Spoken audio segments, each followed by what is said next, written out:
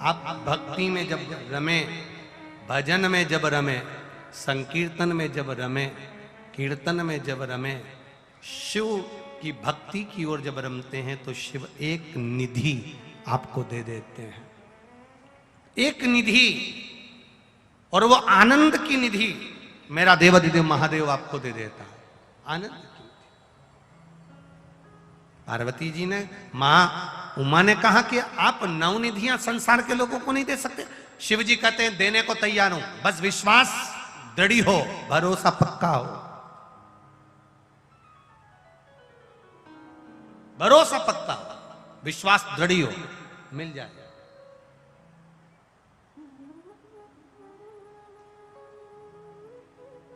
डमरू देखा है? डमरू, अरे बोलो, जम के बोलो जरा।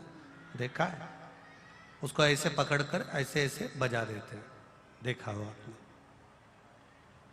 वो बजाया भैया ने, ठीक है। अब वो डमरू जो बजता है ना, उसमें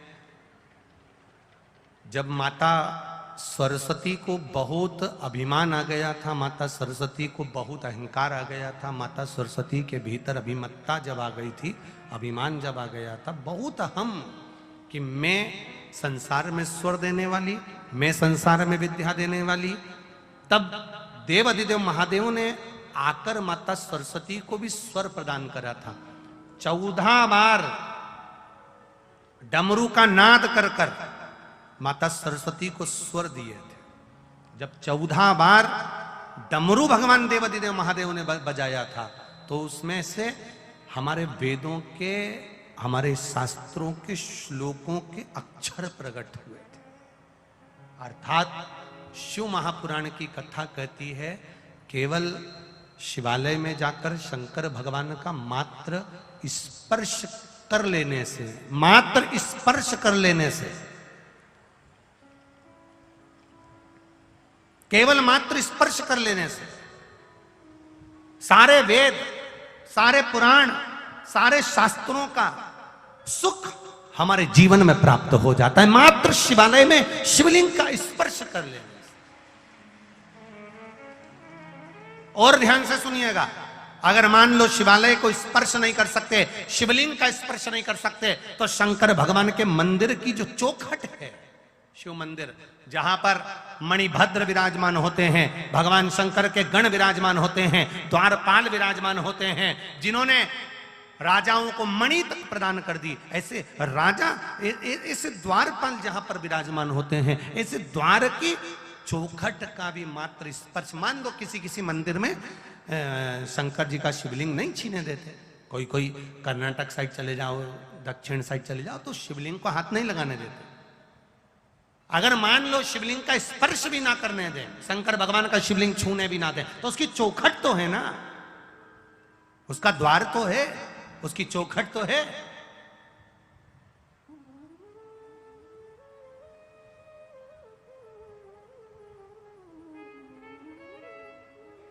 केवल चौखट का स्पर्श, चौखट का मात्र स्पर्श कर लेने पर भी शिवलिंग के स्पर्श का फल प्राप्त हो जाता, केवल चौखट का स्पर्श कर लेने पर।